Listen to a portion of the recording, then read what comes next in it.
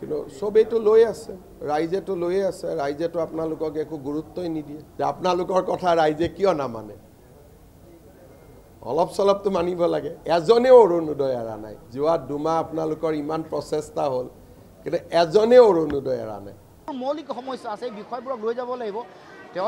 তেওঁলোকে ভাবে যে তেওঁলোকৰ হিতাধিকাৰী আঁচনি তেওঁলোকৰ শক্তি, কিন্তু হিতাধিকাৰী আঁচনিৰ মাজত থকা তেওঁলোকৰ দুৰ্বলতাক বিচাৰি উলিয়াব লাগিব।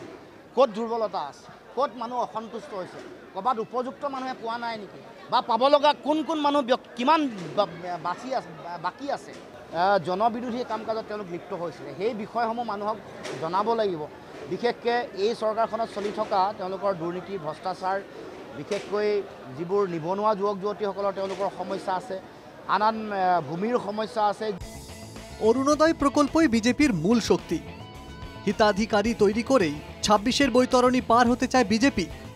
বিনামূল্যের ডাল, চিনি, লবণ দিয়ে দুর্নীতি ভুলিয়ে দিতে চায় বিজেপি।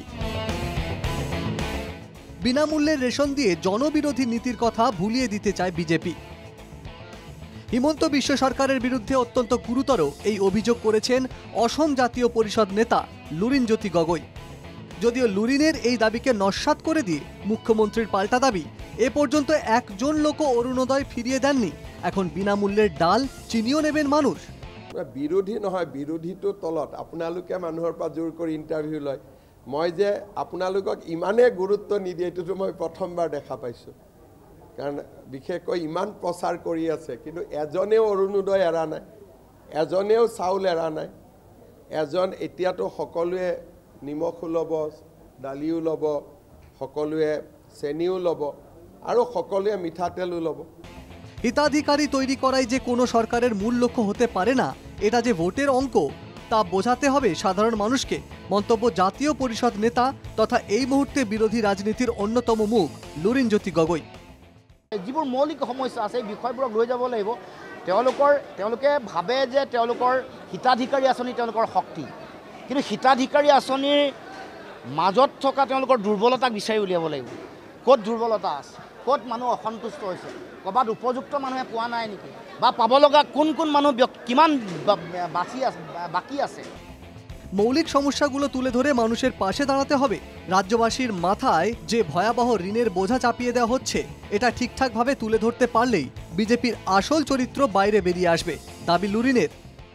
ভৱিষ্যতে কি হ'ব, দেশৰ গণতন্ত্ৰ, দেশৰ অৰ্থ ব্যৱস্থা বা ৰাজ্যখনৰ অৰ্থ ব্যৱস্থা, এইবোৰ যে লোন লৈছে তাৰ প্ৰভাৱ কেনেকুৱা হ'ব, আমাৰ কৃষি ব্যৱস্থাটোত কি হৈছে কি নাই, আমাৰ ছাত্ৰ ছাত্ৰীসকলৰ ভৱিষ্যতৰ উন্নয়নৰ কাৰণে যিবোৰ কাম কৰিলে নে নাই কৰা, আত্মসংস্থাপনৰ বাট মুকলি হৈছে নাই, স্বনিয়োজনৰ বাট মুকলি হৈছে নাই, পথাৰ আৰু বজাৰৰ নিয়ন্ত্ৰণ আমাৰ হাতত আছেনে নাই, আমি প্ৰাপ্য অধিকাৰ পাইছোঁ নাই, উপযুক্ত উৎপাদন কৰা সামগ্ৰীৰ উপযুক্ত মূল্য পাইছোঁ নাই।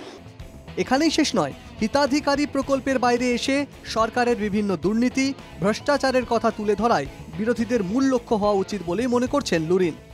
জনগণে বুজি পাব যে হয়, বিভিন্ন ধৰণে চামুচেৰে নি বেলচাৰে আমাৰ পৰা লৈ গৈছে, চামুচেৰে দিছে, বেলচাৰ পৰা নিছে, সেইটো বহু মানুহে উপলব্ধি কৰিব পৰা নাই। কিন্তু লাহে লাহে যিমান দিন আগবাঢ়িছে, 5 বছৰ শাসন আছিলে, 10 বছৰ হ'বলৈ গৈ আছে, এতিয়া মানুহৰ নিজা আত্ম উপলব্ধিটো বাঢ়িছে। ভোটের অঙ্ক মাথায় রেখেই অরুণোদয় বা অন্যান্য হিতাধিকারী প্রকল্প যে নিয়ে আসা হয়েছে, 26-এর নির্বাচনে যে এই প্রকল্পগুলোর ব্যাপক প্রভাব ফেলতে পারে সেই অনুমান করে নিয়েছেন রাজনৈতিক বিশেষজ্ঞরাও। Bureau report, NKTV Bangla.